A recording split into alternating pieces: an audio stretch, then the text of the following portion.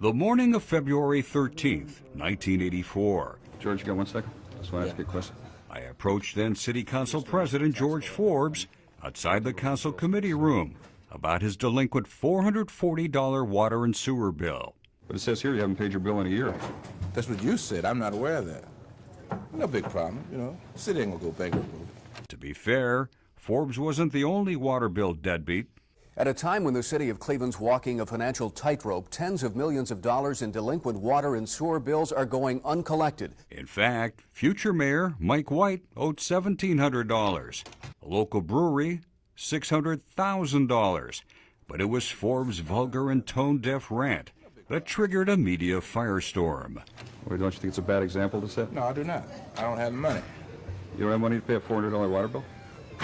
I do not have the money, okay?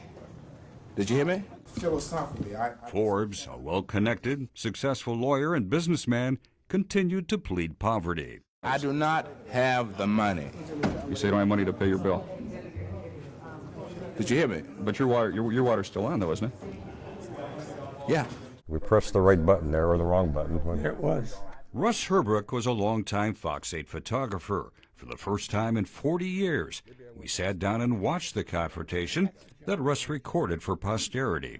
When we aired it, it was the censored version, and when you see the uncensored version, it's shocking. Yeah. You have to admit, it's shocking. As the I-Team reported at the time, the city was quick to shut off service to delinquent water customers. But somehow, the water was still running at the home of Cleveland's most prominent politician. The city hasn't disconnected his service. You'll find the homeowner's name a familiar one. City Council President George Forbes. And I think the audacity of the fact that he saw nothing wrong with it. Because you asked him, Yeah. point blank. Don't you think your water should be turned off if you're not paying your No, bill? it should not be. Turned out, Forbes and other council members bypassed the normal appeals process to be put on a payment plan with the city. It wasn't just the fact that he didn't pay his bill, it's that he got special treatment. Yes. And that was the point you were trying to make. A minute 5 seconds in, Forbes decided to cut the confrontation short, to head up a committee hearing, ironically, to discuss the city's dire finances. Our water bill discussion was over, but not for long. I knew in that first confrontation that he was coming back. You just had a feeling. Just had a feeling. Now, one of these days, you're gonna come corner me, and I'm gonna kick your ass. So Russ kept rolling. Now, one of these days, you're gonna corner me, and I'm gonna kick your ass. Well, don't you think that's a legitimate question, George? I mean, you're not the And only I councilman. gave You're not you, the only wait a councilman. minute, I gave you a legitimate answer. You asked me about my water bill. What did I tell you? You said you didn't have the money. But your water's still on, isn't it? Now, that was my answer to you. But I don't think everybody has that luxury of having their water. Tough. By now, a crowd had begun to gather. Among them, a then-young councilman, Mike Polensek. I'm standing there saying, George, knock him out. That's what I'm hoping. Knock me out. Knock Carl out. Knock Carl on his ass. That's what we're hoping for. One of these days, you're gonna corner me, and I'm gonna kick your ass. Now, keep with me, okay? Now, I'm telling you, keep with me. You're not the only one, George. The I'm other not talking councilmen, about too. anybody else but you.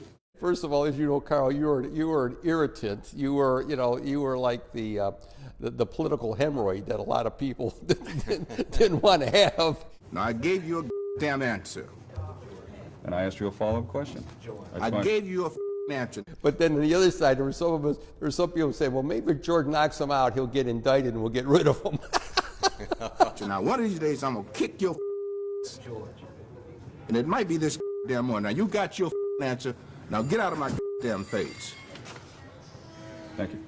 Media reaction to Forbes' outburst came fast and furious.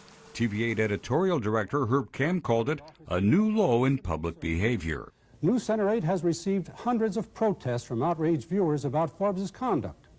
The calls began immediately after Forbes' assault on Carl Mundy and on the sensitivities of our viewers. We'll check again tomorrow and each and every day until the bill is paid. Forbes did pay his water bill about 2 weeks later.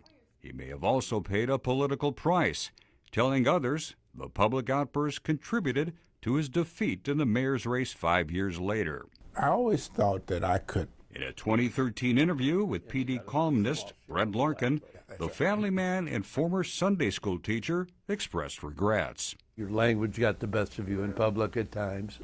The one thing I would have changed, the language. Few may remember, but just weeks before our confrontation, I reported that Forbes law firm represented an adult bookstore a business officials were trying to shut down on Brook Park Road. No doubt, George's blood was already boiling by the time I grilled him about the water bill. I remember it as though it was yesterday. As time passed, Forbes often joked that he deserved the Emmy for the water bill story, not me. And he may be right. 15 years after the story aired, I knocked on his door and presented him with the Emmy statue. Today, the confrontation lives on social media. By one estimate, 4 million views. Accomplished guitarist Mono Neon even put it to music. I do not have the money.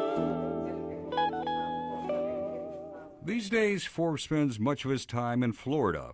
When in town, I may run into him and share a good laugh over an improbable bond we share over 2 minutes and 49 seconds of TV magic from 40 years ago. I ain't bullshitting with you. Now I'll take that camera and wrap it around your damn head. Now, one of these days you're gonna grab me with the wrong minute. No, I gave you my answer, okay? Okay. We got to Now, I ain't bullshitting with you. We got to meet. It was the man, the most powerful man in Cleveland city politics, against the most prominent investigative reporter in the city of Cleveland at the time. Now you scared him, but I'll kick your damn ass. Boy, I ain't bullshitting with you. Son of a. It was the clash of the titans. Hang around with me if you want. Now you think I'm bullshitting with you? Carl Monday, Fox 8 I-Team.